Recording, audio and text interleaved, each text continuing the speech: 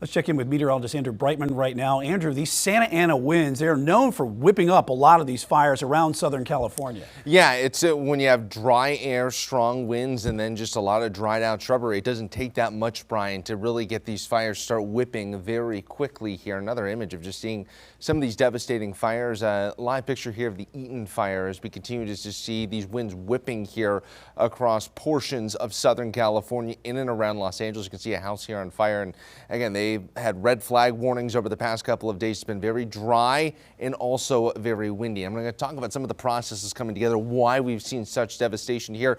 This is actually our satellite imagery, and you can actually see what looks like cloud cover, but actually, as we zoom in a little bit closer, you can actually see some of the smoke plume coming off here, Los Angeles, right through here. This is actually smoke just to the north and west of Los Angeles here, just highlighting just how large these fires have gotten. Burned over 12,000 acres already. They're still investigating exactly what caused these fires, but let's talk about the winds here. You can see the smoke blowing all the way offshore. On a macro level, we've got high pressure near Salt Lake City, weak area low pressure over the Gulf of California, and that is just driving those winds offshore throughout Southern California here. The Santa Ana winds, basically, it's when winds flow over the mountains and you have very dry air, because as those winds start descending, they both start to warm up and dry out as well. We're kind of going to go on a micro level here. Downsloping winds, that wind flow, once it hits the mountain, it's cool, it's chilly, but as winds start to go down, they really start to dry out, and that is what really increases the fire danger. The stronger you have winds, the more also they dry out, get warmer. All of those ingredients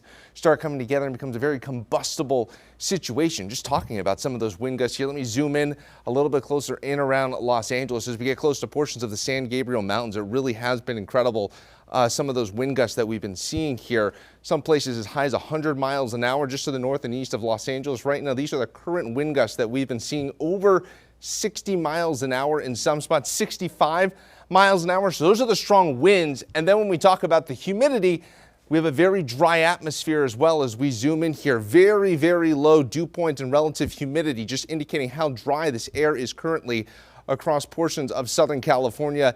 Extremely dry conditions. We're talking temperatures in the 60s, but also when we get dew points way down there in the teens and 20s, this is what you have, very dry conditions. Under 20% relative humidity. North of Palmdale, it's even drier, under 10%.